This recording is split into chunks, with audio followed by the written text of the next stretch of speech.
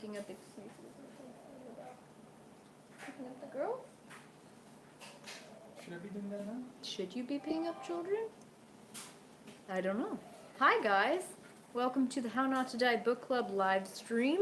This week we're doing flax seeds, nuts and seeds, and herbs and spices. Certainly some interesting subjects. Hi Taylor, nice to see you here. Thank you for joining us. I got all my notes ready, and I'm gonna try to blaze through the How Not to Die book specific topics because like last time the live stream kept getting interrupted, and I'd like to just keep things condensed, and then maybe we can do some more free-form Q&A at the end, just depending on how much through. Hi Becca, nice to see you guys. Laura, hi, she's from the UK, very nice. Is it as cold in the UK as it is in Hawaii right now? I think it's about 60 degrees, and I just can't stand it. Ah, Coral, so nice to see you again. I'm gonna get wrapped a fuzzy blanket. Okay, I just can't handle this. You Huh? You want a blue one? No, I think I'm good on blankies, thanks. Okay, so flax seeds. Yeah, Jessica, we are live for reals. Ooh, Dima says it's 30 degrees where she is. Oh, Oh. I thought it was Kona 30 degrees. Oh, Renee's, yeah, she's in Kona too. Like, it's what? crazy. Yes, Kelly, we can still chit-chat mindlessly. I just want to get through all this first. Okay, that's not... Oh, she says it's not even as cold as it usually gets. See, but I bet you guys have windows that close, because we don't, and we have no way to heat anything. Okay, so flax seeds are very famous for being a source of omega-3 precursor fatty acids. Those omega-3 precursors that are in foods like flax seeds and walnuts and hemp seeds and in dark leafy greens, those all have to be converted inside of our bodies. And the enzymes that are used to do that conversion, those are often used on omega-6 fatty acids more so than the omega-3s. So if you're eating a diet that's really rich in omega-6 fatty acids, which are really prevalent in animal foods and a lot of processed oils, especially like canola oil, safflower oil, olive oil to a degree for sure, and then if you're eating a lot of nuts and seeds, I believe, just depending on the type that you're eating, those can be really high in omega-6 too, and that can throw off your omega-3 to 6 ratio.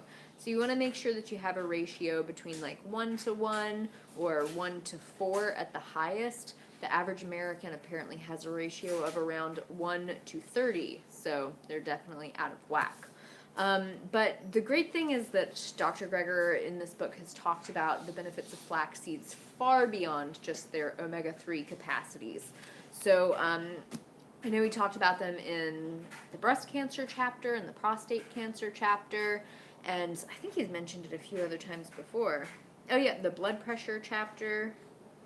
And so they can do a lot for your health. So I've been having flax seeds daily for almost 2 years now, and it's about daily, probably like 4 or 5 times a week at least, and I've seen some great benefits. I feel like my hormonal system has really regulated and evened out quite a bit. My PMS symptoms got a lot better after adding in the flax seeds. Would you agree?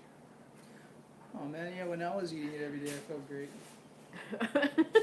Well, I still feed you it regularly. Really?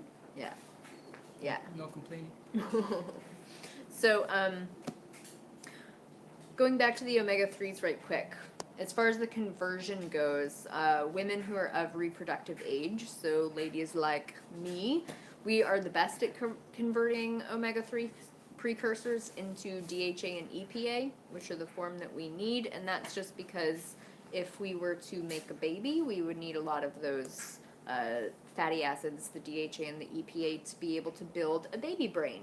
So if you're not a woman of reproductive age, if you do consume quite a bit of omega-6 fatty acids, if you do regularly consume caffeine or coffee, tea, alcohol, all those can kind of get in the way of the conversion, so you can consider a DHA EPA supplement, which I get ours from Nordic Naturals. We get the algae-based omega-3 DHA EPA supplements, and they seem to work great. Like, I haven't noticed any real difference, but I just started taking it because I felt like him, especially because he's not a woman of reproductive age, he might have problems with his conversions. Does that feel good?